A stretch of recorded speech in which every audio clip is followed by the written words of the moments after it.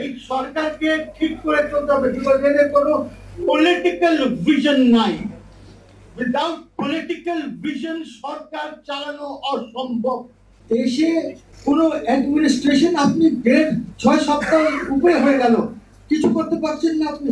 তার মধ্যে আপনি বলছেন আপনি ইউনাইটেড নেশন জেনারেল অ্যাসেম্বলিতে যাবেন।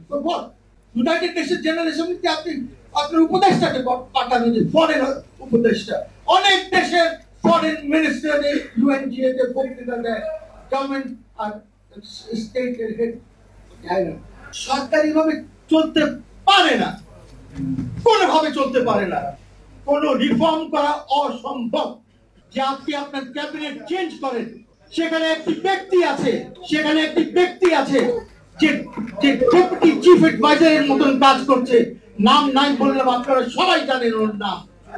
ডেপুটি চিফ অ্যাডভাইজারের কাজ করছে।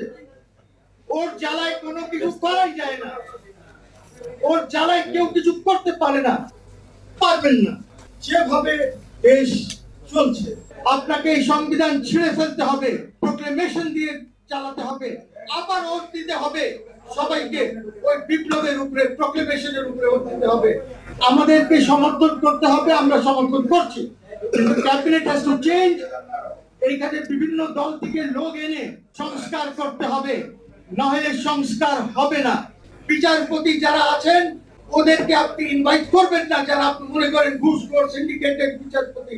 আপনি যারা ভালো আছেন ওদেরকে বলবেন আইসা এটার উপরে উঠতে হবে। তারপরে আমরা যখন সংবিধান রচনা করব তখন ওই সংবিধানের উপরে উঠতে হবে। আমি বলবো সবাইকে এই সরকারকে সমর্থন করার জন্য, কিন্তু তার সাথে বলবো আপনি পলিটিক্যাল পার্টিদের সাথে বসেন, ওদের আপনি বলেন নমিনেট করো লোকজন, ওদেরকে ক্যাবিনেটে নেন, ক্যাবিনেটে নিয়ে আপনি সরকার চালান এবং রিফর্মস করেন। সকলকে অসংখ্য ধন্যবাদ। দেশে কোনো অ্যাডমিনিস্ট্রেশন আপনি 6 সপ্তাহ উপরে হয়ে গেল, কিছু করতে পারছেন না আপনি। তার মধ্যে আপনি বলছেন আপনি ইউনাইটেড নেশন জেনারেল অ্যাসেম্বলিতে যাবেন।